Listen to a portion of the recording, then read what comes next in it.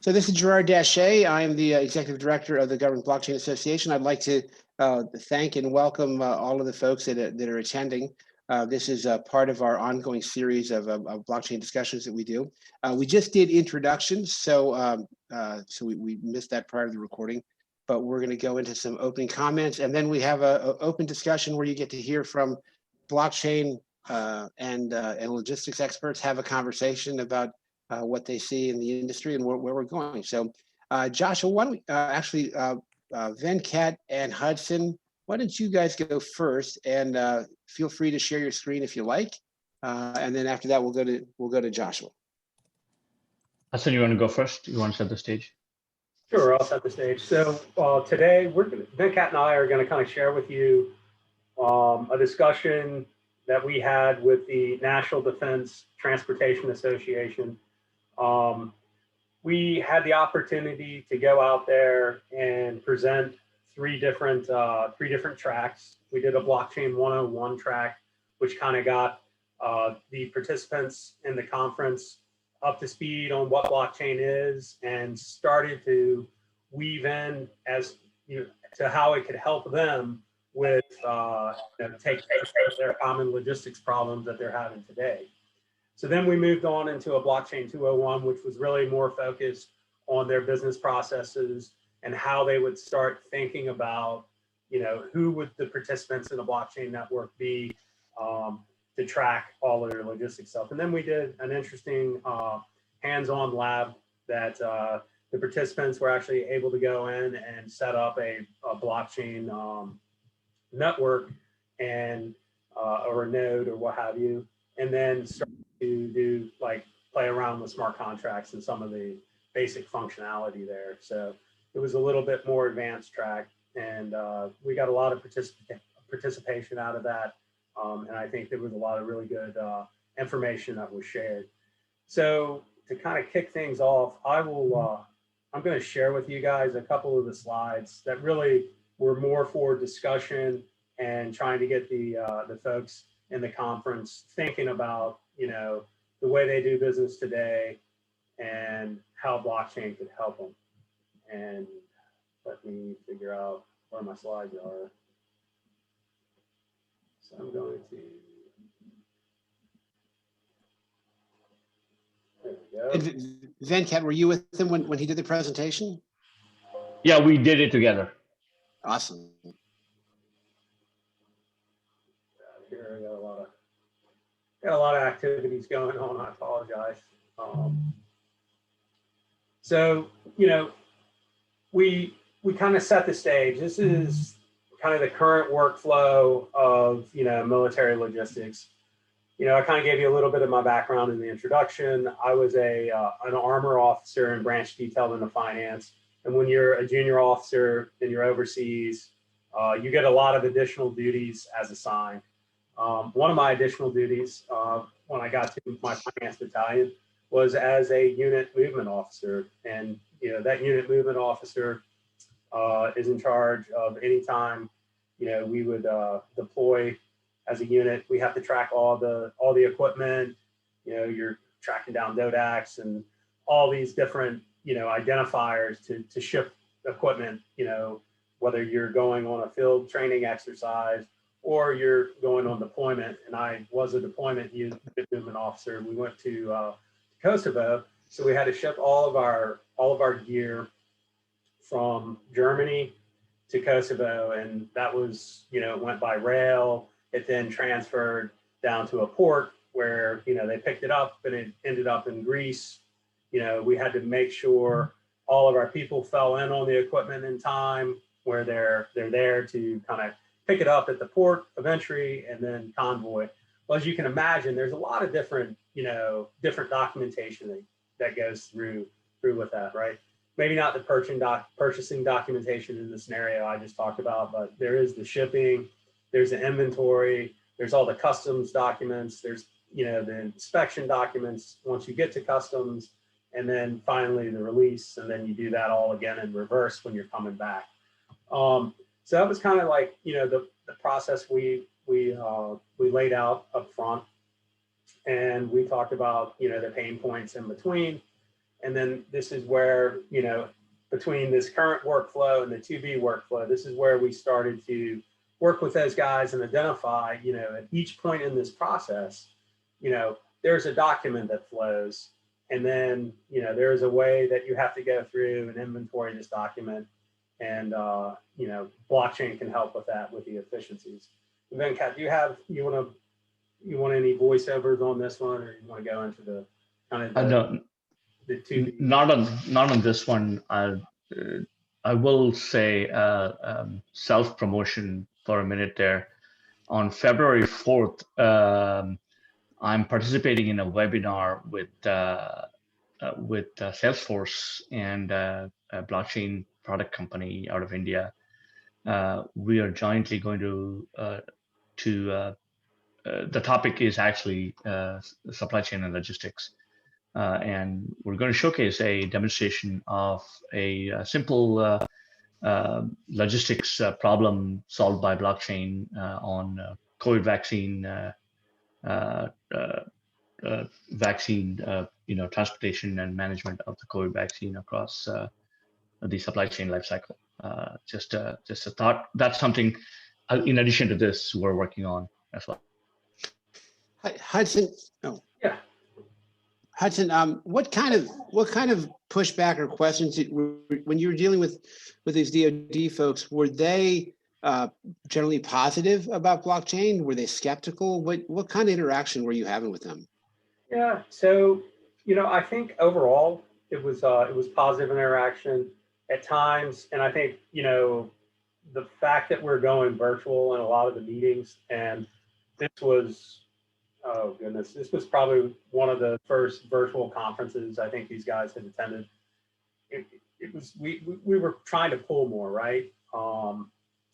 But we were getting good questions. The questions were, they were pointed, and I believe there were other big shippers there who were also talking about blockchain and some of the things that they're doing, and there was a lot of interest. There really was. So Hudson, who was your audience?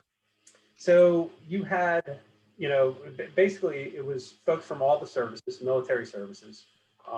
There were what level and what branch and what Army, Navy, Air Force, Marines. 06, 05. I mean, what? Yeah. So they were mainly colonels. It was a lot of officers who were also on the panels. You had a couple admirals who were speaking about the transcom type activities. And there were companies who supported this whole set. Like, I mean, FedEx was there. All the major logistics transportation or companies were there as well. Some smaller players, logistics players in different parts of the country were also present as well. Venkat, what was your perception of the people from the shipping companies? What level were they? Were they the executives, or were they people actually responsible for the shipping, or what sort of level were they? Do you know what I mean? Yeah. Most of the people who were asking questions to us were the people responsible for the shipping itself. That's a great level. There were a couple executives that we had a follow on with, but that's about it. Still, that's lovely. I mean, obviously they might not be the people who can sign off on bringing on a new product, but they'd be the recommenders and influencers is what I'm hearing. Sound about right? That's right. Yeah. And most of the panelists, especially from the FedEx side and from the Air Force and Army side, they were, executive level people. So decision makers. By the time we got to the blockchain lab, because I said it was a 3-part series, you had some folks who, it was a mixed bag, right? Some people who were excited and willing to kind of go and do the technical stuff and go work through the environment and all of that. So and then you had the technical people who you figured would be there, but the crowds got a little bit smaller as we move forward. Dwindled into the tech side of it. So How many, I've got to ask, and I apologize, I know I'm monopolizing Yeah, the that's good. questions, Good questions. but I'm really curious, how did you get, not hostile questions, but questions about the downsides, questions about the speed? The No way. I will scalability? ask Silvio to get the karate out on his karate skills out if you ask silly questions. Just kidding. Hey, Joshua, when we get to your opening statements, one of the things I really want to talk about is cybersecurity and the security aspect of Well, blockchain logistics. So I know that that's your forte. But, sorry, yes. yeah. No, that's okay. That's definitely an area I want to talk about because I think it's especially with the recent news, it's really important. Venkat, Hudson, did you want to cover anything else? No, I mean, I could go to the TV. So this was like, okay, so you've got all these paper processes. Now, we give you this. And I think they're like, oh, it really saw the value. And Josh, to answer your question, there were no hostile questions. There were no real naysayers from the group. So That's good to hear. yeah, it was a good interaction. That's really nice to hear. Hey, Hudson, let me ask you something. For the folks that are listening in, if they want to kind of get into the blockchain logistics supply chain from a DoD defense perspective, what do you think are some of those sweet spots that that people want to potentially talk to their contacts about? So one of the big pushes that I've had, right? I've worked on really more data sharing and things like that. But it's this whole concept of the governance, how that changes, and how you can get comfort, around maybe, starting some pilots, building that kind of more consortium, looking view mindset. I think those are some of the conversations that a lot of, my clients have had. I mean, we've put together successful prototypes and, one of the things to adoption is kind of that governance piece of it. So that's another thing we've kind of focused on with our client set, and really trying to encourage them to get out and to join groups like GBA, to go to these conferences like the MBTA conference where you're going to meet like-minded people, and I know there's a big push to get blockchain technologies adopted and looked at. And I mean, Venkat, we've written a couple of white papers with some other organizations basically around that. So the appetite's there, it's coming. Try to get out ahead of it and be that thought leader as to how do we actually, make this a reality. And So let me share two things with you guys. I've had some conversations with folks on Capitol Hill, and there's two major funding bills that are coming down to support blockchain, research and development blockchain. And one of them is aimed specifically at Department of Defense, and the other one is aimed at Department of Commerce. So those are the two agencies, I think, that if you're looking to do, so we can talk about Department of Commerce in a minute.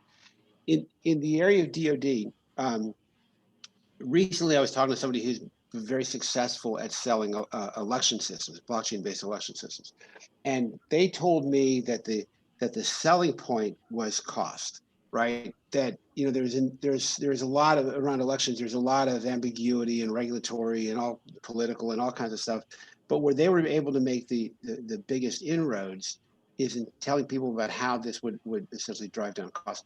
But in your space, I also know that there have been situations where people have lost tanks, right? They've lost, and some of those, or WMDs, or any of these. I mean, we've seen, especially when we see the deployment of U.S. forces internationally, right? Being able to keep track of all of that material. I mean, there are some really scary and embarrassing stories.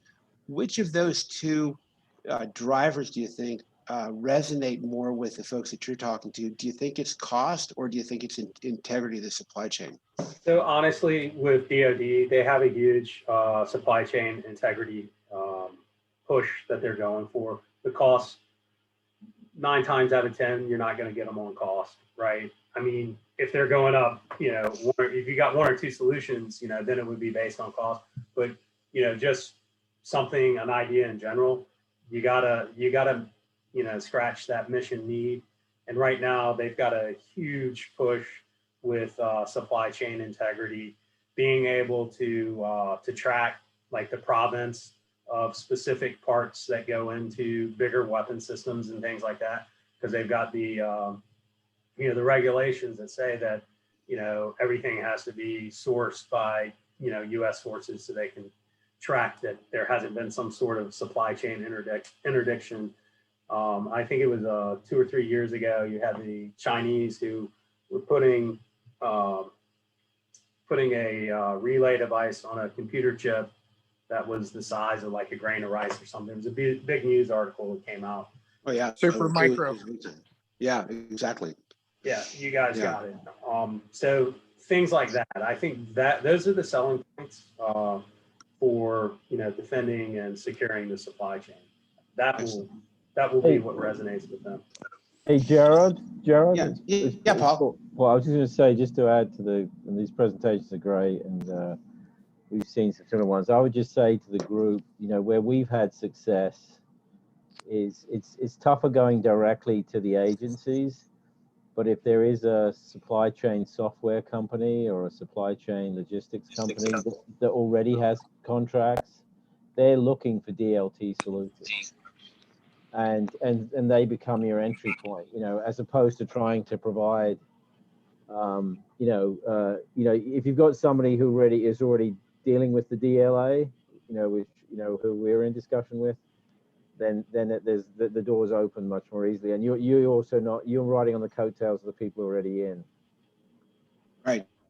Exactly. Absolutely. Right. Come look at us. CGI Federal. We federal contracts. So I've spoken to Venkat, so he knows what our capabilities are. He's just got to take advantage of them. So. All right, Josh. Should have asked Hudson. Did you do logistics in the last? No, you would have done it in the last Iraq War versus the first one. I was in Afghanistan. I really supported more on the financial special ops. Their finance, like operational funding and stuff like that. No, my brother-in-law is a West Point grad, and he flew helicopters in Iraq. And my father-in-law is a retired general. He was an ADM in the first one. So. Gotcha. Right. Yeah, no, I'm a Google grad. Huh? Guys, let's go over to Joshua. Right, Joshua, you want to make some opening comments, opening remarks on the subject of blockchain and logistics? Sure. So,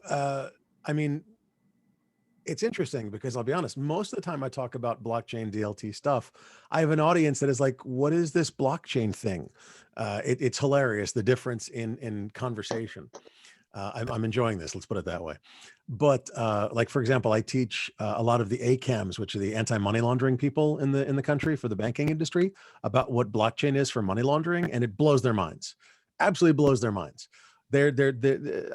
I'll give you the short version. Normally, they know who the people are. They just don't know how the money is moved. I'm like, flip the paradigm. Like, what do you mean? I'm like, you know exactly where the money is. You just don't know who the people are. They're like, oh, now it makes sense. Blows their minds.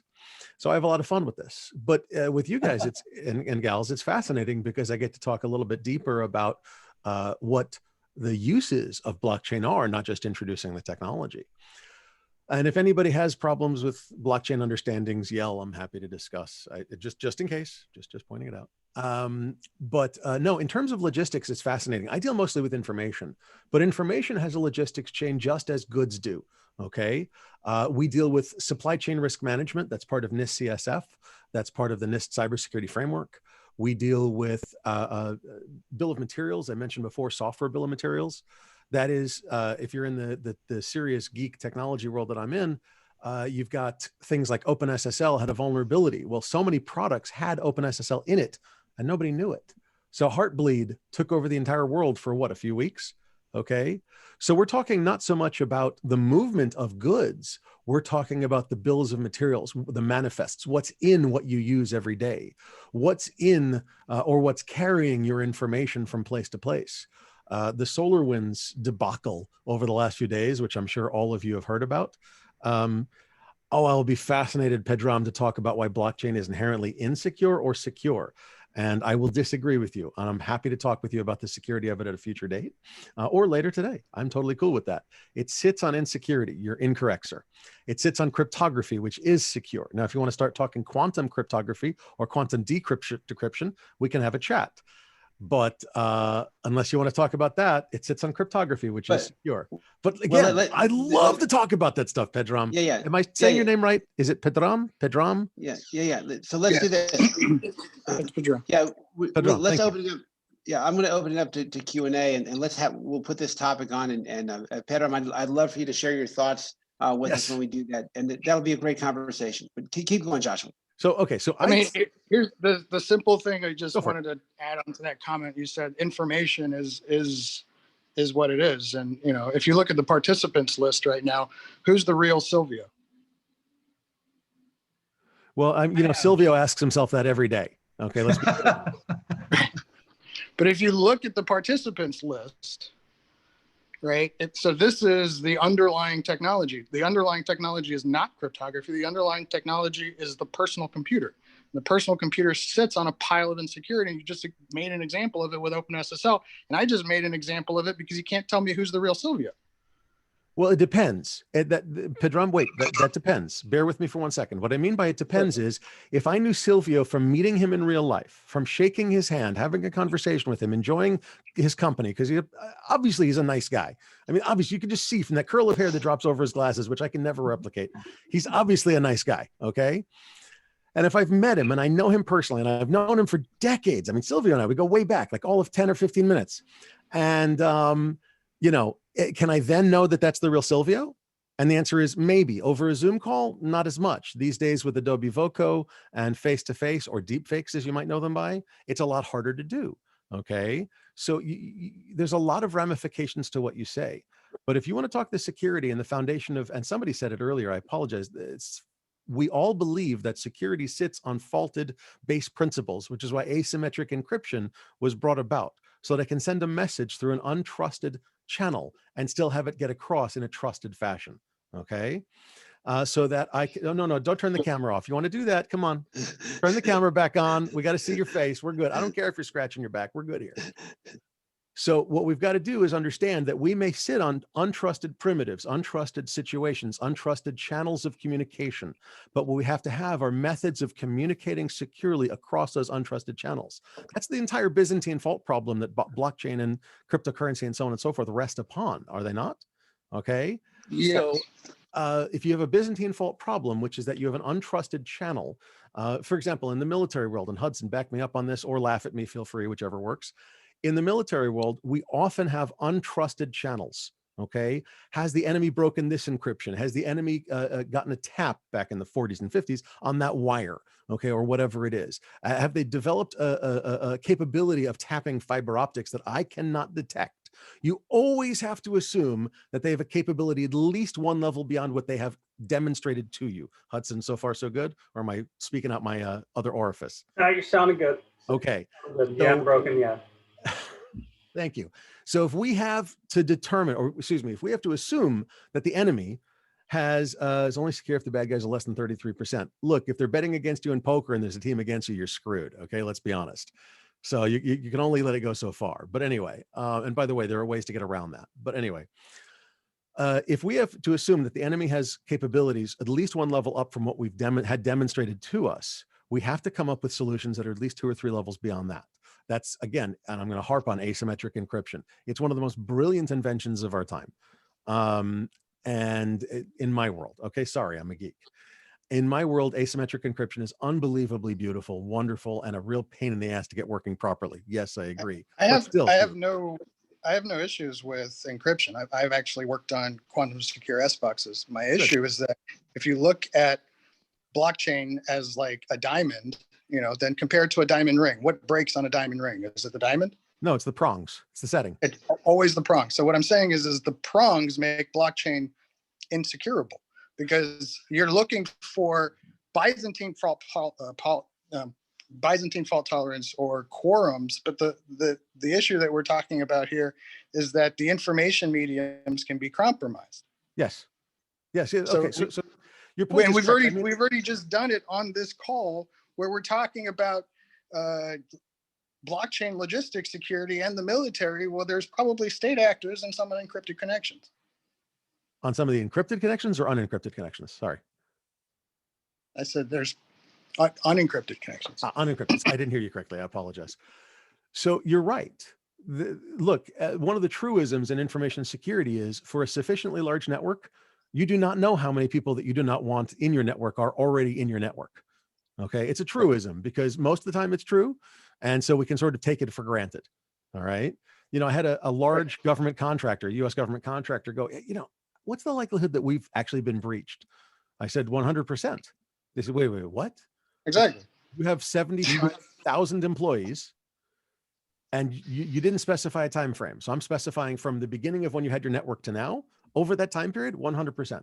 Now, how big the breach, how serious the breach, how much did they get, whatever, I don't know. Those are different questions. But what's the possibility or probability rather that you've been breached? Absolutely 100%, not even a question. And it blew their minds. And then they got really hey guys, and, can I interrupt for just a second? So we sort of sidelined on a tangent, sorry. Right? Which is well, no, don't apologize because look, security is an underlying factor with regards to logistics, right? And especially if we're talking about DoD and military logistics. And so I don't think that this conversation is necessarily out of scope. I mean, I'd like to hear from other folks if you guys think that this conversation is still in scope. What I'd like to do, Joshua, is let you go ahead and finish whatever you want to say about logistics and supply chain, and then I'd like to actually come back and talk about this because I do think, and even more importantly, the first week in January, we're going to do an event on blockchain and cybersecurity because it has a tremendous impact on many of the use cases, not just logistics and supply chain. But Joshua, go ahead and real quick. Finish what. Yeah, real quick. So I'm more concerned with the movement of information, if that makes sense. And in the movement of information, it's still logistics. It's still an important piece of how do we get from place to place? How do we get from person to person? Oh, well, that's just standard. No. The logistics is an important part of this because there's a payload. There's a payload. In my case, we're doing compliance information and information provenance. That payload is just as important to me as, well, Hudson's tank is to him. Okay. Hudson, I apologize for picking on you, but you're there and the tanks are a great analogy. I didn't know Hudson had a tank. Well, I mean, come on, you didn't see his backyard? Dude, there's a half track, there's a tank. Anyway. But Pedram, your point about insecurity is incredible. It's lovely. I love people examining the foundations of what we do because it makes us examine them and do it better. I mean, I do security, which is why I own multiple sets of lockpicks. I actually just got a new set because that way I can test, okay? And I can check that the security on the locks that I specify for my clients are actually valid and actually good. All right. Now I don't claim to be the best lock picker, but it's fun playing with. My point is that when you talk about logistics, it's not just the security of the payload, the truck, the whatever, the tank. And it was mentioned before, Gerard, I think that was you that mentioned it. Is it more important for the security of the information, the efficiency and cost benefit of doing it in a blockchain fashion? What really did they care about? And Hudson came back with, well, yes, effectively. And it's a fascinating topic to see, can we make it from untrusted basis, which I think, Carlos, you were the one that mentioned that. Sylvia said that. And also make it more efficient, also make it cost effective, also make it valid. But it's even if you don't like blockchain, it's a way of examining your foundational elements and a way of understanding them better so that you can actually have more security rather than simply depend on, well, that's the way we've always done it. Yeah. I'll shut up now. Excellent. Hey, we have somebody else, and Juan, I don't know, Juan Cabrera, I don't know if you're in a place where you can speak. I do have a tendency to sort of just throw people under the bus, but Juan Cabrera is he's the leader of the GBA International Trade Working Group. And Juan, I'm wondering if you don't mind just telling us a little bit about who you are, what you do, and how blockchain and logistics works in your world. Yes. Well, hi, everybody. I'm in the middle of a mental health first aid training course, so that's why I'm in mute and not visible. So as Gerard mentioned, I'm part of the UK team. And how does, well, very interesting, because I have a case that we've been analyzing in the precious metals industry, about a chip, and I'm very curious about the opinion that you guys can give on that. It's a chip that goes inside the bar during smelting, so it's resistant of high temperatures and so on and so on. This is for tracking. So basically, on the conversations that we're having, this is a chip manufactured in the US, and the refinery is in Dubai. I was interested in the possibility of involving blockchain technology on it. So yeah, does anybody have any experience or knowledge on this? You're talking about an active passive RFID chip, I assume, yes? Sorry? You're talking about an active passive RFID chip, or semi-active, sometimes they call it. Basically an easy pass. You're putting an easy pass in a gold bar.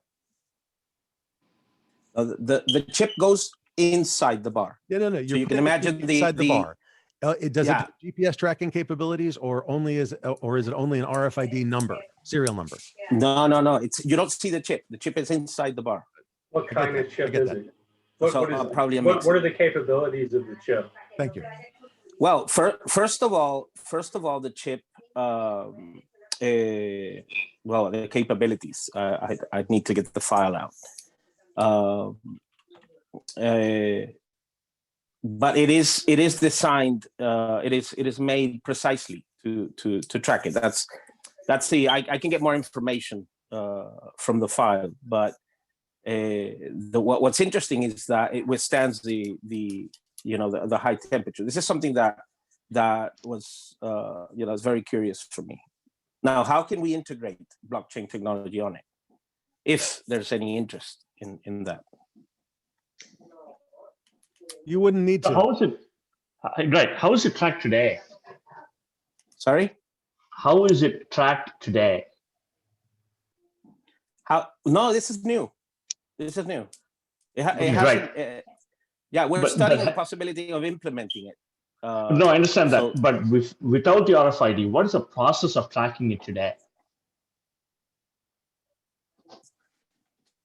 Sorry, come again? Today, the gold is still being transported somehow today. Yeah. So how is that being done today? Let's look at the current process. Let's look at how it is verified today. So the bars, how are they transported? Mm-hmm. You mean? So what are the checks? What are the checks and balances? What are the checks and balances during the transportation that happens to ensure that the bars actually get from a source to the destination? Well, today without the chip, normally you use companies like Brinks, Malkamit, the companies that would be, let's say, approved by the LBMA. This would give a guarantee that it shouldn't be tampered. In fact, you can do negotiations directly with gold stored in companies like Brinks because of this recognition from the LBMA, which you couldn't do in other normal, let's say, I don't know, the transportation and logistic companies. Right. So by including the chip, it gives you a higher control of it, right? A higher tracking. But so, which means what you're also saying is that the chip, there is some way for the chip to communicate with the outside world. To be scanned. So that means it's a barcode. Well, it's I just can't recall exactly how we're gonna. Yeah. It's interesting. Joshua is saying the same thing that I've been thinking in my mind. The last mile problem is always the nastiest, right? I don't know if we have successfully solved, and I'm willing to. I'm happy to hear suggestions. If you have successfully solved the last mile problem, in this case, the conversion of the digital or the physical avatar into the digital world, without in a tamper-proof way. I for one believe that there's always a way to tamper with when we in that space where a physical avatar is converted into its digital twin, for example. Right? Yeah, I'm open to ideas and suggestions. Right.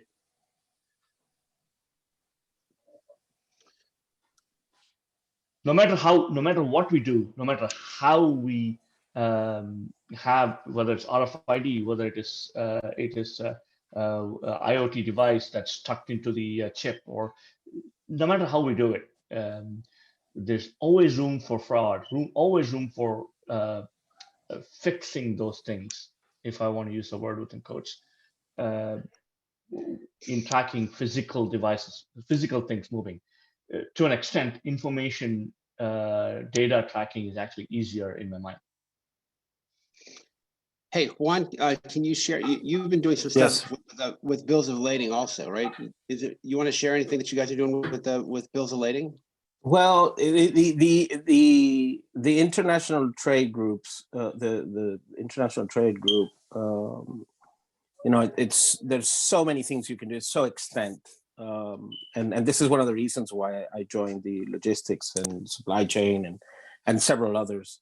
So one of the things that that we want to work with, probably with the DIT, the Department of International Trade, I think the bill of lading would be an important problem to solve, in the sense that when we had the corona, this first lockdown, there started to be issues with the delivery of the documentation itself.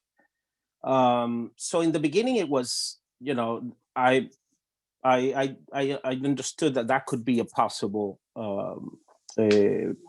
but then in these past weeks, why not include the title of ownership, you know, as in of the bill of lading? I mean, this is something I'm talking with a conversation I'm having with Earth ID about it. How we can. So I find it very interesting, you know, to create. I'm not too technical, guys. So by the way, I want to throw a couple of things on top of what you're saying, Juan. Actually, what you're saying is very valid. You've got a bill of lading, which relates back to a truckload, or in my case, a piece of information, whatever, right? Then you've got the fact who has title. Well, it's the goods, right? Goods of some sort. Who has ownership of the goods? Who has, then there's on top of that, there's access control. Who should have access to see that ownership and the bill of lading, or the manifest? Who is authority to revoke, reject, change, modify, whatever those pieces. This goes to a little information security and a little bit of sort of standard security, if you know what I'm saying. How do we track it? How do we control who has access to it? How do we control who can change it or mark it off as, oh, that one fell off the truck, you know, and it was actually crushed or whatever. This would be the ownership documentation that you have it, you know.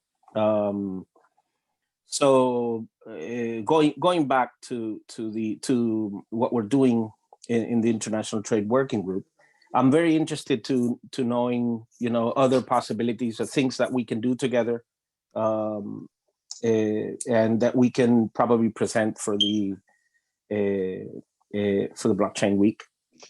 Yeah. So we're very open. In fact, I haven't. Let me finish with this, Gerard. I haven't, let's say, inaugurated the International Trade Working Group. So you guys are invited, but still, because I'm thinking around it, you know, because healthcare is involved. There's so many things. So I would like to do something that would, let's say, integrate many. So we can use the International Trade Group, all of us, you know, in a way. I don't know. Just thinking, and not do us, you know, only one solution as such. Right. Let me share a little bit about what he's talking about. Is when we do our event in May during Government Blockchain Week, we have a day set up at the British Embassy, in the UK, and that's sponsored by the British Department of International, the UK Department for International Trade, which is they're a member of the Government Blockchain Association. Actually, they were the first member of the Government Blockchain Association. So that's going to be a blockchain international trade and development and aid at the British Embassy. So one of the things that Juan and his group is looking to do is to essentially get some stuff done so that they can present it at this event. And this event will be attended by global leaders from around the world. Don Tapscott, he wrote the very first book on enterprise blockchain. He basically consults with people like the Bill Gates of the world and the Steve Jobs, and Oracle has a line item in their budget that just says Don Tapscott. Scott Starnetta actually invented blockchain in 1991. He and his research partner put the first blockchain into operation. In fact, the Satoshi white paper includes Scott's work in 3 of its 8 references.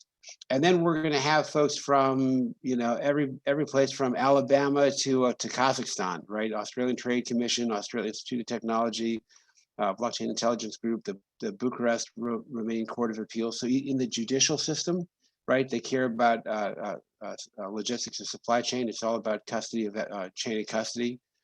California blockchain, we got some guy named Venkat and Hudson who will be speaking at that event. Colorado State Government, Croatian Ministry of Finance. We got cryptocurrency exchanges.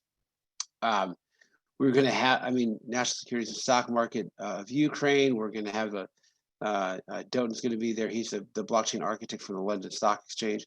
So we'll have literally folks from the United Nations, U.S. FTC, Federal Trade Commission, Department of Commerce, just all kinds of folks. And so the International Trade Working Group are actually in the process right now of defining their projects that they want to go ahead and present to this. Again, these are the speakers. We'll have about 450 people at this event. And if anybody's interested in this event, I'll go ahead and drop this into the chat. And hopefully we will see you in Washington. This will be a live event because we're crossing our fingers that COVID will be a thing of the past, or at least practically a thing of the past. Do you expect everybody to have vaccinated by that time? Not necessarily everybody be vaccinated, but they just approved the in-home test for the antibodies or antigens. So all the people that have it, they approved it the day before yesterday.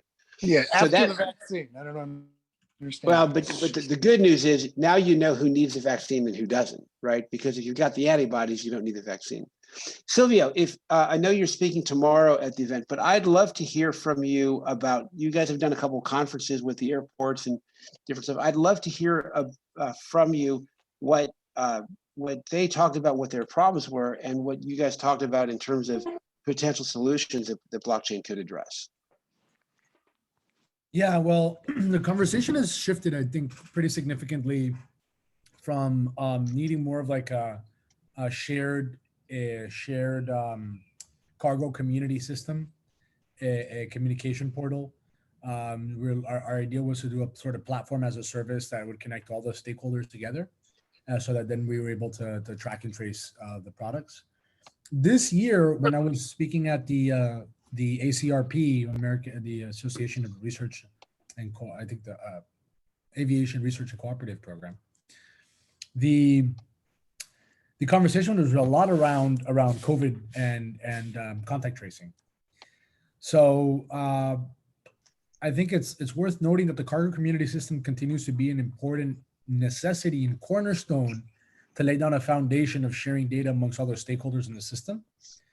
But that's for the cargo. But we have the same need for the tracking and tracing of actual passengers and people that are flowing through the ports and airport.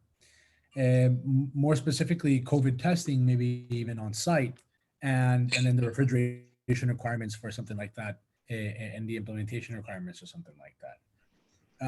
What's become very evident, taking that natural evolution as a next step of those two things combined is now the need for vaccine distribution. and hyper cold sub-zero storage requirements that are necessary to make sure that the efficacy of the vaccines are maintained with these sub-zero temperatures, or negative 90 degrees or whatever, negative 100 degrees or whatever the case may be with the vaccine. And the GBA member lead for Haiti, and us worked together and collaborated on some of the cold chain solutions they were doing in Haiti for food and perishables. So there's a lot of overlap with that as it relates to here. But what becomes very clear to me is that as we close out the year and all the different stakeholders are involved, last mile logistics services, micro fulfillment center and distribution centers, and tracking and tracing of refrigeration is going to be the most key. So all of these things are really coming together right now. And I believe that the Department of Transportation does have a comprehensive transportation program for the distribution of vaccines and the required refrigeration that goes into it. And so that tends to be, that's sort of the big idea. But now, I mean, out of all the different supply chains that exists out there that have been done for everything from even military tracking of to ensure, that things that go into whatever missiles are correct. This is even more complex than that. So we are in the middle of maybe one of the most complicated logistical integration and cooperation, collaboration, distribution efforts ever since the last World War, and even in the activation of the channels to go along with it. So and that's the 20,000 foot view, Gerard. That's awesome. Yeah, because you guys were looking at essentially working in a regional capacity, like throughout the city of Miami, right? That's right. The project started on a county to be a county-wide effort. We quickly realized we needed to connect more with Port Everglades as well, and digitize both of the ports. Now, what we realized this year is that the airports and aviation, for especially critical supplies like PPE and medicine, that the airports are really going to be leading the way for that. And so, leaning more towards the airport, especially with all the cruise lines being closed, the airport took high priority and has become the de facto champion. I think that we need to be, all of us with all the chapters nearby, need to align ourselves more closely with and enable to speed up the supply chain of emergency goods distribution. Cool. Anybody have any questions? Anything that I'd like to sort of circle back to the issue of cybersecurity, right? That was brought up earlier. Right. And that is so blockchain. So the underlying question or concern is, if the underlying technology, meaning people's personal computers, is insecure, right? Then how can we trust that the information on the blockchain with regard to logistics is can be trusted? So I'm open. I'm open for anybody's comment on that. I'm going to throw a comment out there and then I'm going to shut up. Okay. I don't want to monopolize. And I don't care what I say or Pedram says or anybody says, there's problems with trust. You can't 100% trust anything. Anybody that tells you that something's 100% secure, they're selling you something and they're lying. Okay. Let's be clear on that. Okay. The only secure computer is the one that's at the bottom of a mine, covered in concrete with the power cord snipped. Okay. And even then, somebody with a jackhammer and a real bad desire to get to it, well, they can get to it. So what was it today, Josh? Let me add something to what you're saying. There was an article that came across from, I think it was ZDNet, and I'm going to post it here in the chat, about how academics have turned RAM into Wi-Fi cards to be able to steal from air-gapped networks. Yeah. I mean, Stuxnet was designed to go across an air gap. Mm-hmm. So you've got a lot of problems there. And you have the same problem with USB drives, right? I mean, so you're exactly right. SneakerNet works across air gaps. So, the idea is that you've got to be really careful with things and you have to understand the limits of your trust. And Pedram in the chat mentioned zero knowledge, zero trust, that kind of thing. Those are great. But even then, you've got to realize that implementation of them can include flaws that could reduce or degrade your zero knowledge or zero trust, right, Pedram? Absolutely. I think Yeah. one of the issues that we've have, and it happens across the field, right? So economics theory, it needs to be changed to integrate what does it mean when you have AI.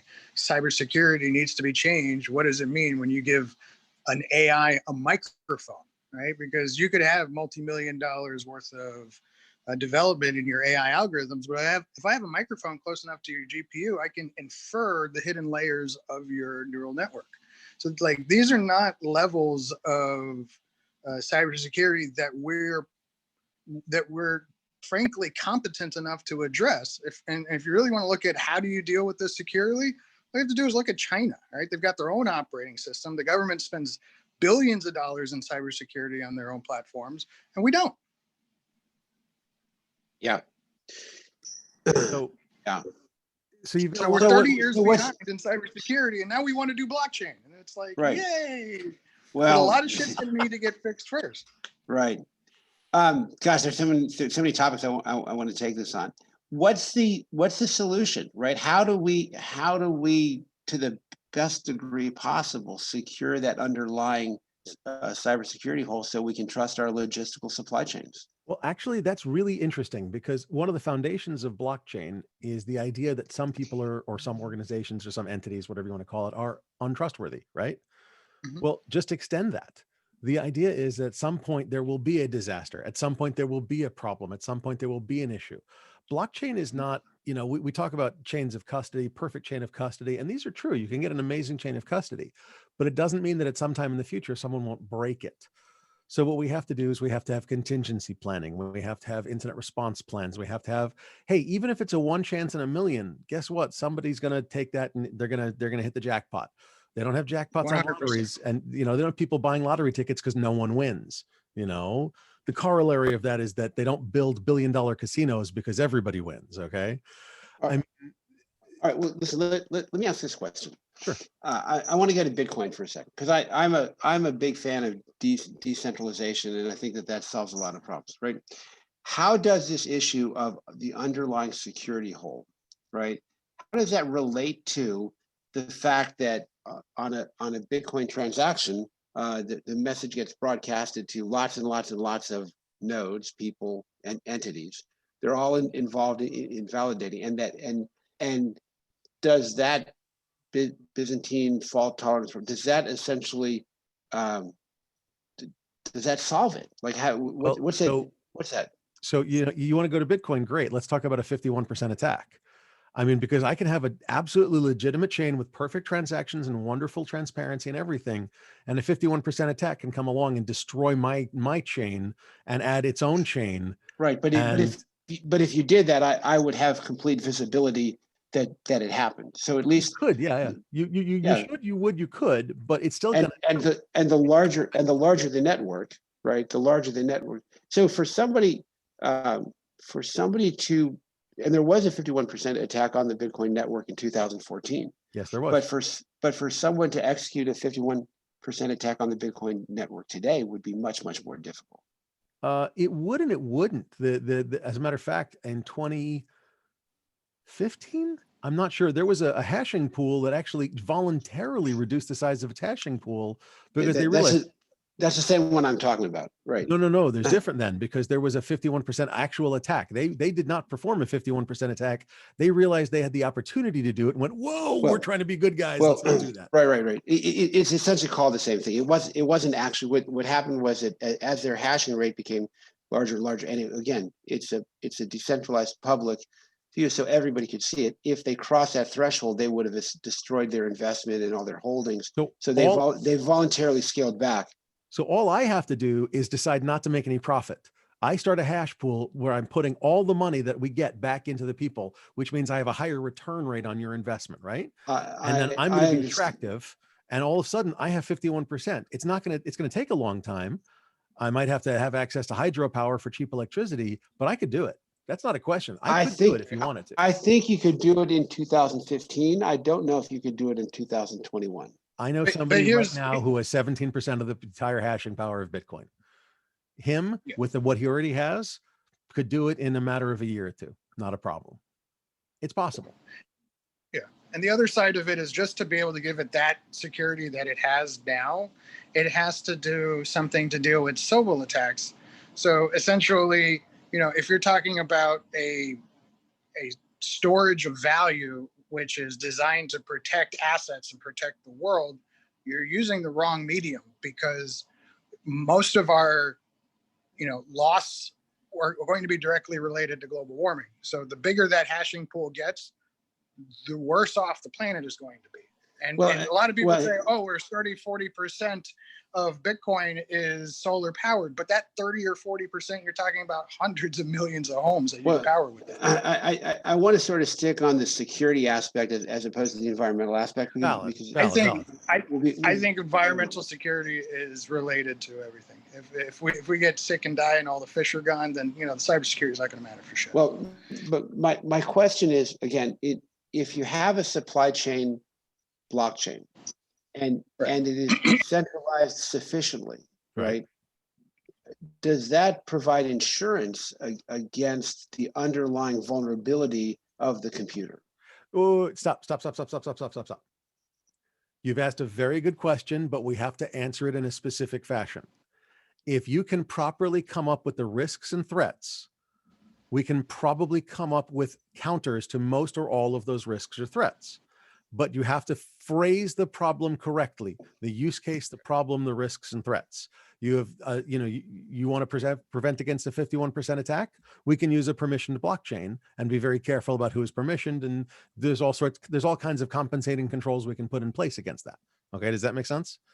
I think even Pedram will agree with me on this, that depending on how you phrase the problem and how you build the problem equation in the use case, we can build checks and balances, counters, compensating controls, call it what you will, against some, most, or all of those risks and threats. So but what I'm talking about is the problem. Does that make sense? What I'm talking about, though, is a paradigm, right?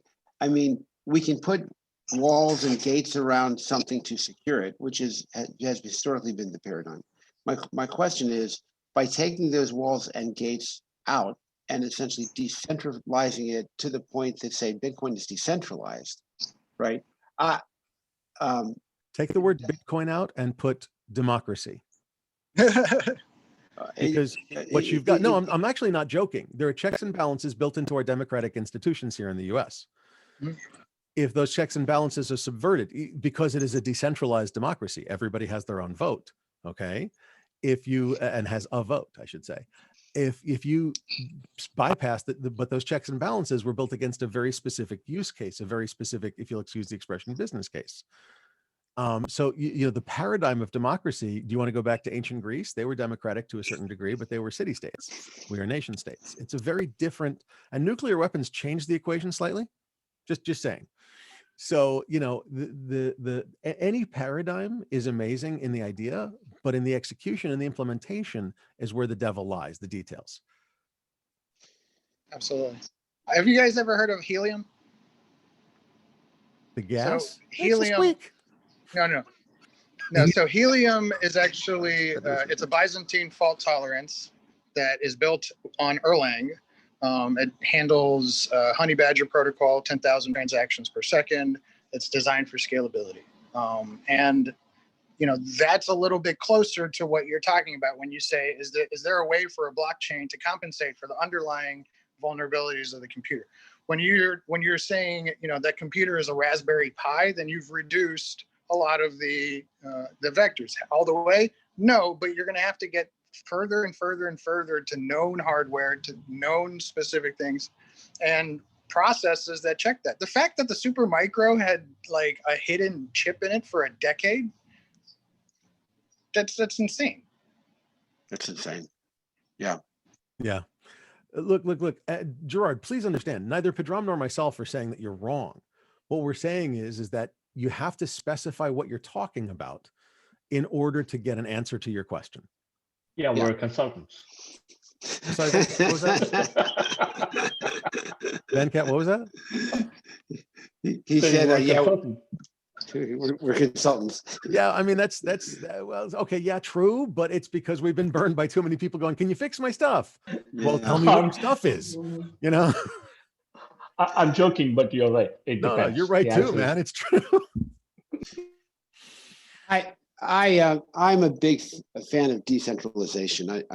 Me personally, I'm not a big fan of small private permissioned networks, because I think that essentially that's just basically a database, right? And so the more open and transparent, and the more witnesses there are, then the more secure it is. But that's again, that's a very high level generic statement, but I kind of fall into that camp. All right, listen, does anybody else have any sort of parting thoughts, questions, comments, anything that they want to share? Was this helpful? Did you guys, hopefully you made some contacts, you got to meet and hear from some new folks, but I want to kind of open it up to the floor to let anybody else share what they want to share, and then we'll wrap it up pretty soon. So Gerard, I think that's another topic for another day discussion about the need or no need of a permissioned blockchain or a smaller group. I think there is value for permissioned blockchain as well, to an extent, when the number of participants are small, but still there's lack of trust. I think there's specific value in that space, but topic for another discussion. So when Scott Sternetta was doing his research on blockchain in the late 80s, early 90s, right? They were trying to solve this problem about how could you ensure the validity of a digital record. Since anybody can go in and change a digital record, how do you know that it's authentic? And they tried, they couldn't solve it. And so because the problem was that if you had two people involved in a transaction, you'd need a third person essentially to validate that the transaction was true and correct. But that's correct. But one of those parties could be in collusion with that third party. So you'd need a fourth party to validate that there wasn't a collusion, right? But those three parties could be in collusion, right? And then so you need a fourth and a fifth and a sixth, and the problem just expands exponentially, right? Yep. And so he was having dinner. He was having dinner at a little restaurant in New York with his wife, Marcia, and this thought popped into his head, and he said, "When enough people are involved in the collusion, it's no longer collusion; it's consensus." And he looked up at Marcia and he said, "I think I just figured something out, and I think it's kind of important." Right?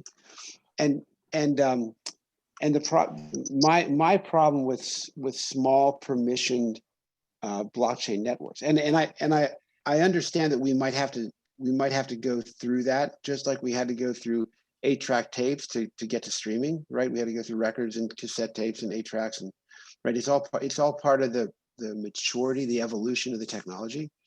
I think that we need to do that in terms of having private permission blockchains, because I think the paradigm is too large of a jump for enterprises to move through. But if you have a small number of participants in a permission blockchain, I think that you can still have significant issues of collusion, right? And that's just sort of my general philosophy. The other thing is, if you have an admin that can control that permission blockchain, then again, I question how immutable or how impervious it is to collusion.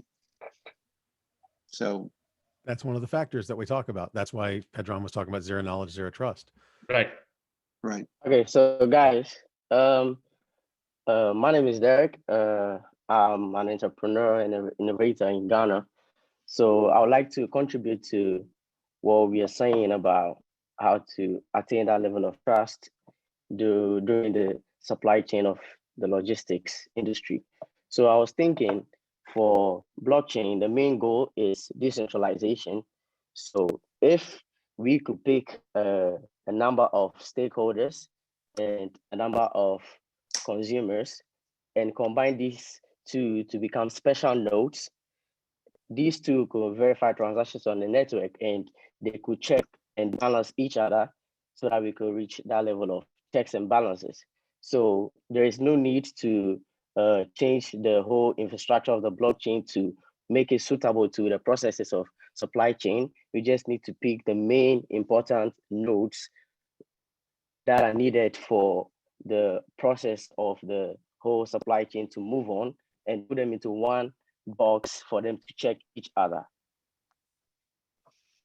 Yeah, I think one of the things that we have to think about is that the reliability of a system is proportional to how much that system was designed to begin with for failure.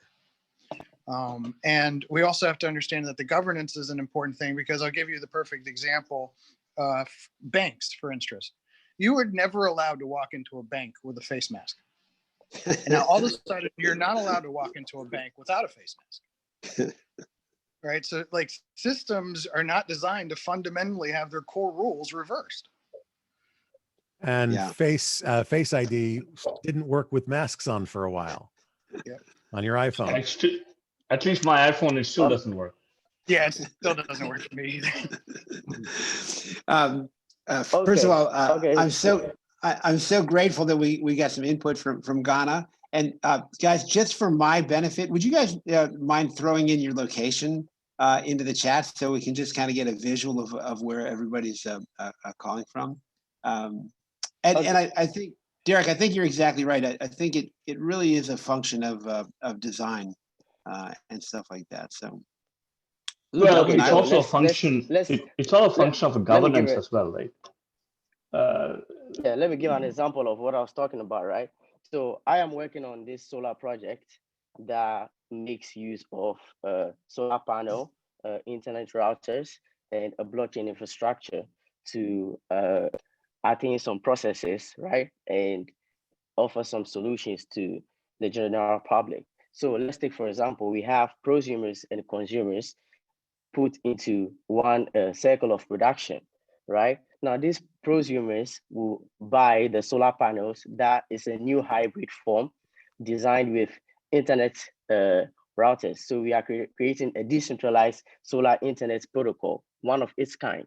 So when they buy this product, they will be able to install this product in their homes and start generating solar power. In the same process, get access to the internet, right? Now they could decide to sell part of this energy to the consumers, right? Consumers who are their neighbors and don't have access to electricity or don't have access to internet. Now from here, they will be able to earn cryptocurrencies as incentives on the network, because their contributions to the network makes them special nodes validating transactions on the network. Now, this cryptocurrency they are earning will be later used and be spent on a marketplace, which is built for the whole solar reserve, what's the name, ongoing project that will be in phase 2. So this marketplace will be creating, the first phase is creating a set of prosumers and consumers. The second phase is creating an entrepreneur who is a prosumer, becoming an energy trader because of a peer-to-peer energy system which was developed in phase 1. Now, down to phase 3, these two prosumers and consumers now become advanced entrepreneurs who are energy suppliers and advanced consumers, right? Now, these two will be able to offer services to each other because they've already initially have been earning incentives of cryptocurrency from the process down from phase 1 of energy production. Eric, I'm going to stop you there for a second. You are incredibly ambitious, and I flipping love the ambition. But if anybody has ever done a multi-market push, man, you're trying to do a multi-market push. I think you've got great ideas. I really do. I think you're very ambitious, and I love it. I think you're going to need to do an MVP first. Phase 1 for you should be really, really small. Because hey Derek, let me. I'm with Joshua on this. I'd like to connect you to somebody that I think could be a great benefit to you, right? Actually, two people. The first one is, and I'm going to share my screen. You are. While okay, he's so doing that, it's already shared, Gerard. perfect. So let me suggest the word MVE for blockchain solutions, minimum viable ecosystem, as opposed to product. Blockchain is not a single product; it's an ecosystem of participants communicating with each other. So I would suggest the word ecosystem. Yeah, and so here are the two folks. So if you go to the GBA working groups page, so it's gbaglobal.org/working groups, or if you go to the top, it's under association, go down to working groups, right? You'll see all the different working groups we have, right? Artificial intelligence acquisition management, right? Asset management, blah, blah, blah. But if you come down here to energy, right? There's a guy by the name of Chris Peoples, and he leads the GBA energy working group, right? And so you come here and you should get to his profile and get all of his contact information right here. Yep, so there's his contact information. He would be a great person for you to connect with because he's in the forefront of blockchain and energy globally. If you come to the About page and you come down to our leadership, I want you to reach out to Nigunte Armand Git, and he's our African lead. And he has been working with similar projects in the utility space in terms of creating prosumers in the utility space. So I think that a substantive conversation with those two people would really take your idea and give you a whole lot of additional resources. And if all of that works out well, right, then what you should do is come back. If you need funding under association, if you come down to communities of interest, dun, dun, dun, dun, dun. We have our investors in startup. Let's see, investors in startup community run by Elisa Gauss, and she's connected with some folks which include the World Business Angel Investment Forum. The GBA is the U.S. host for the national office of the World Business Angel Investment Forum. It's connected to the G20, and so they bring global investment to projects that have a social value or social good. So those are just a couple of people that I would encourage you to reach out to, and I think it could really help you move your concept a long way. So listen, Sal, What was the name again? Derek. What is whose name? My name is Derek. Yeah, No, the person you were referring to. Which one? I referred to three. That works in the energy. Chris People. So can you see my screen? Under association, come down to working groups. Mm-hmm. And then when you get to working groups, go down to energy. And you're a GBA member, so oops, I should remember how to spell. Yeah, so then if you just click on Chris's profile here, or you can actually join the group. Okay, thank you. Cool.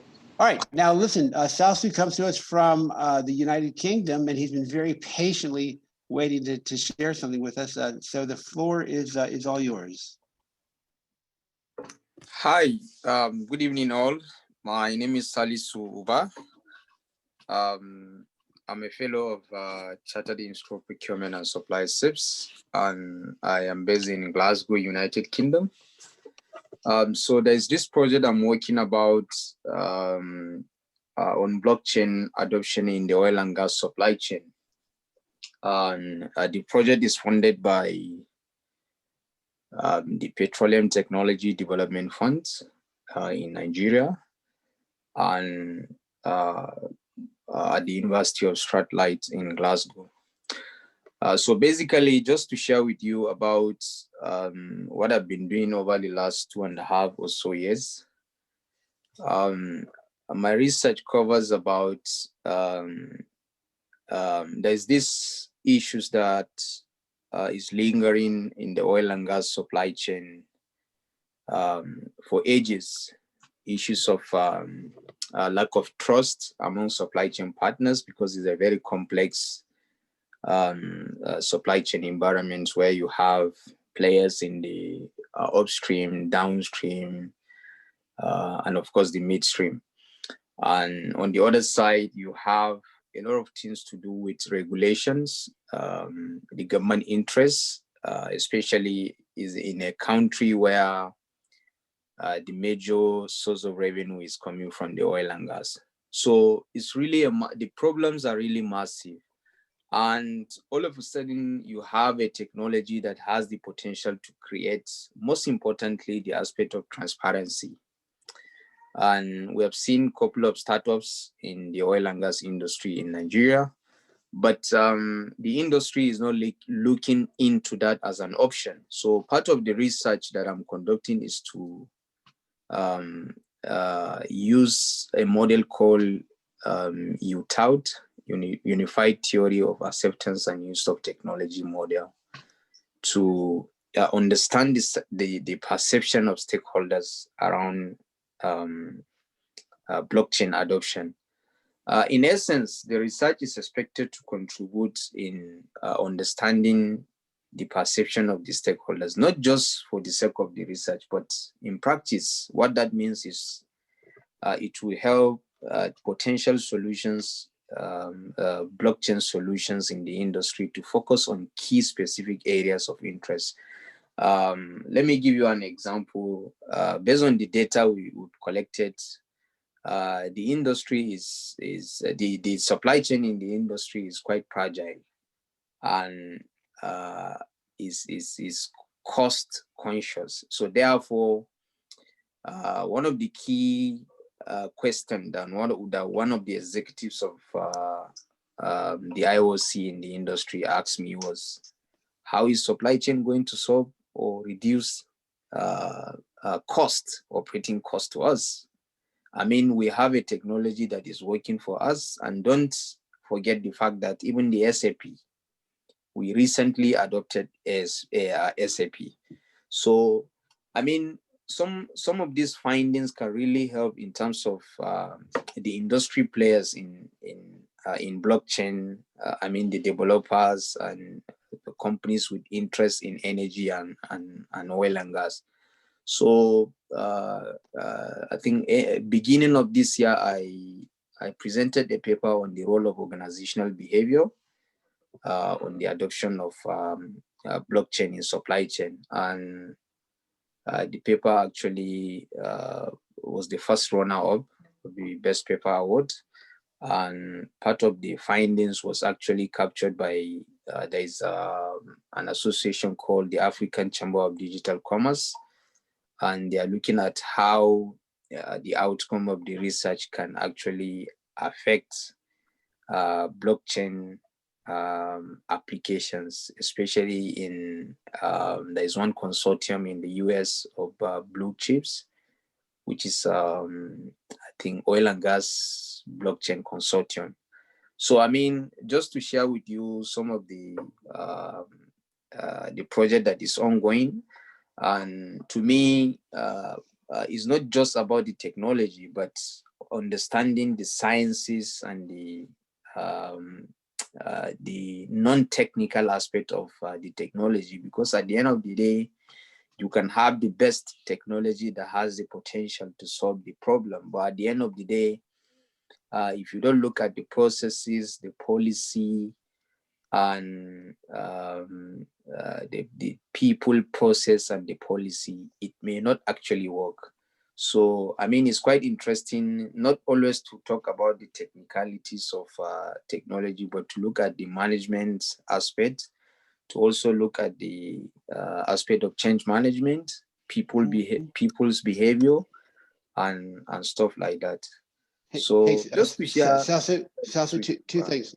Silvio put in the chat that he'd like you to reach out to him. Silvio's got a lot of interest in a lot of the areas that you're talking about. Also, Silvio, maybe you can get him in touch with Armand as well, because that would be beneficial. The other thing is I would reach out to Juan in the UK, because the Department for International Trade is also in our network, and they do a lot with the oil gas industry. And then lastly, if you can, put a link to your paper in the chat, so that if it's available, then I'm sure a lot of other people in the group would like to watch it or listen. Mark Haddle If you are interested or available, I know that you guys are doing some stuff in the supply chain. Would you like to share some of the stuff that you guys are doing? Yes, right now we're basically, a lot of the stuff that we're working on is really, we have a platform that can basically allow that all of the participants can connect API fashion into it, so that we can have that, every stakeholder on there has the, updated version, continuously updated correct version of the ledger. One of the things that we're actually working on is how do we actually, capture and then do the audit function and then broadcast that, because you're going to have different elements within the supply chain that are going to need, audit reporting, or at least updates, at different times. Some are going to want it daily. Some are going to want it, weekly. Some are going to want it only when they're required to actually give it. So, and they're all going to have different ideas as to what that audit is going to look like. Is it going to be backward looking? Is it going to be, by transaction, any type of, granular, layer on that. A lot of the stuff that we have had, is just going to be regular within a lot of the engagement that we've had has been within regular capital goods. But of course, naturally, as we would expect, we're getting a lot that are starting to inquire about cold supply chain. And they want to look to see is how can an IoT device actually interact with our platform, because IoT devices are basically data capture devices, and they want that recorded and secured on, with a blockchain enabled solution.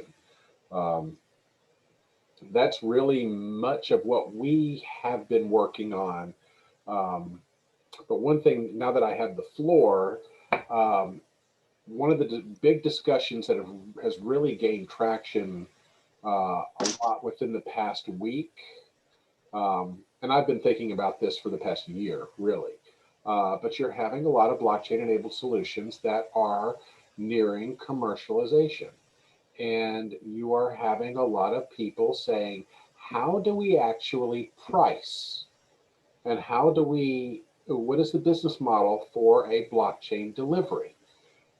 Is it going to be a subscription based? Is it going to be transactional? Is it going to be per member per month or per user per month?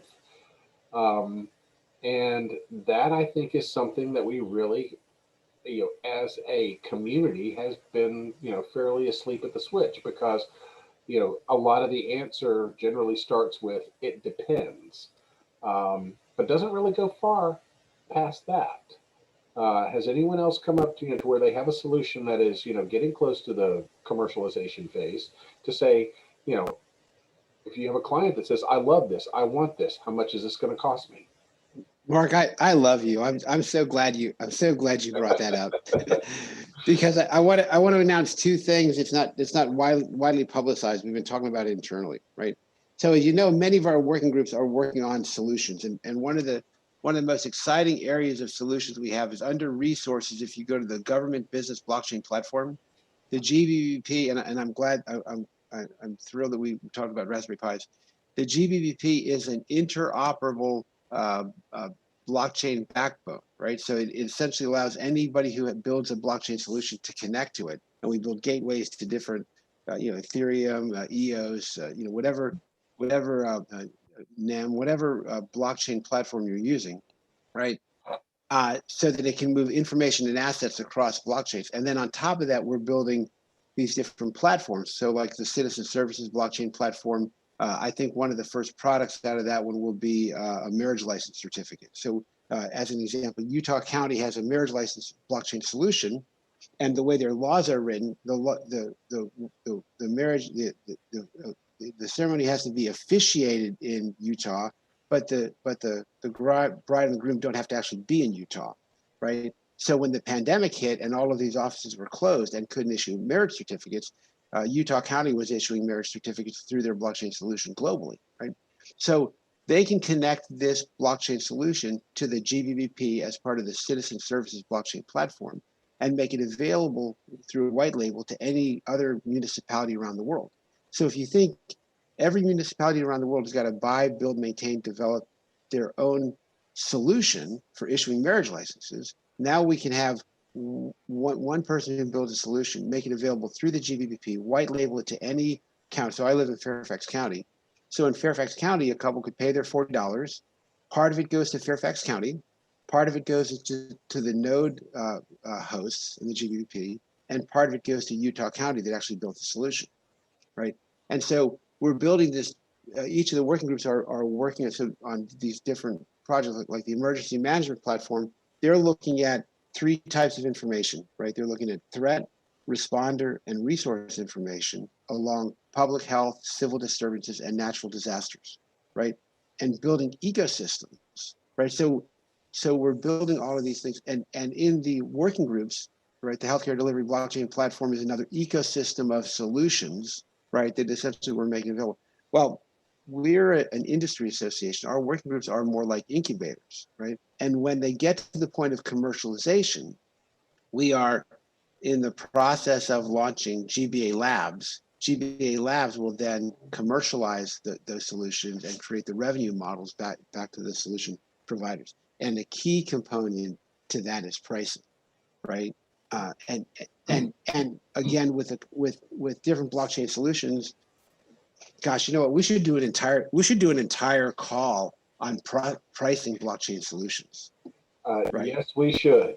Mainly because, and let me tell you, we would probably have to purchase additional bandwidth for that, because that is an entirely uncharted area right now. Mark, why don't you? I got to jump on another call here shortly, and I got to end this.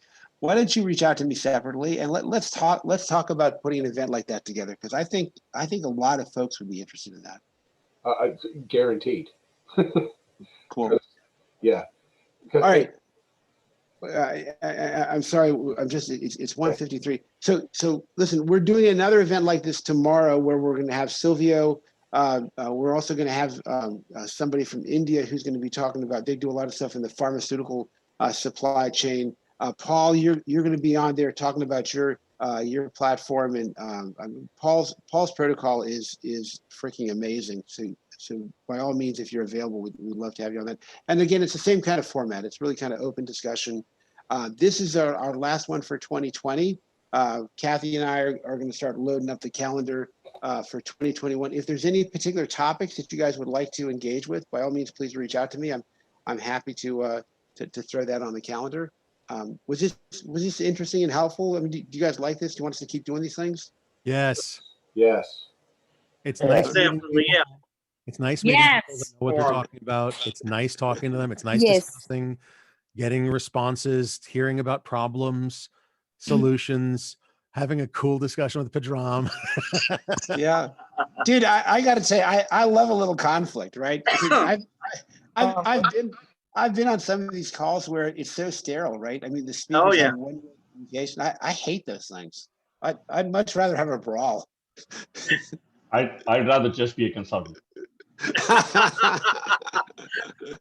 All right, listen, if you guys are not a GBA member, I would say 2 things, right? I would say, please be a GBA member and support us, right? It's under the membership tab. We're doing all kinds of cool things. We'd love to have you on board. If it doesn't work out, at least subscribe to our newsletter. So on the main page, there's a link here to the subscribe to our mailing list. If you can, by all means, hit the events page periodically and come to our event in May. It's gonna be just a total game changer. And listen, if you guys are in a situation where you have some financial resources and you'd like to make a contribution or sponsor some of the stuff that we're doing, please talk to me, because I gotta come up with a pretty significant amount of funds to be able to clear 2020 in the black. And we could really use your help if you're in a situation where you'd like to partner with us and find some kind of win-win solution. So reach out to me if that's a possibility. And I hope you guys have an awesome day, and maybe we'll see some of you guys tomorrow. All right. All right. Nice to meet you, guys. Josh, Scott. Thank you for the invite. Thank you, Gerard. You bet. Yeah, got it. Yeah. Bye. And I'm going to leave this open for a few minutes if anybody wants to scrape the chat. Okay. So guys, before we get off, I would like to add something that I think is an area everybody should be looking at. So post to the migration to Web 4.0, which currently we are in Web 3.0, the problem that is existing for businesses, consumers, and stakeholders to be able to identify problems and build solutions for them is the digital divide that is existing. So there is a need for us to look at building solutions that will connect all users, either stakeholders, consumers, or even middle parties, to be able to communicate and tell us to. Sure, go ahead. Derek, so I was on the board of Hackers for Charity. We oh, thank you, Marianne. That's lovely. And Mita, by the way, seriously, let's talk. No, Derek, I was on the board of Hackers for Charity. We worked in Uganda, Kenya. I don't think we worked in Ghana very much, but Uganda and Kenya a lot. And we helped build something called Rachel Offline. If you have Google Rachel Offline, one word, okay? RACHELOFFLINE. And if you have a solar power system, you can power a Rachel Offline. You can download just the software, throw it on a Raspberry Pi, power it with your solar power system very, very cheaply. And with incredibly cheap Android tablets, you have an entire school. As for communication with a solar power system and now an access point, you can set up long-range access points and build a VoIP network that is offline. In other words, it's not connected to the cell networks, but you can communicate from module to or pod to pod, if you will. So this is all a mature technology. That's all done. You don't have to build any of that. You can just sell it. Okay. So that's done. Next.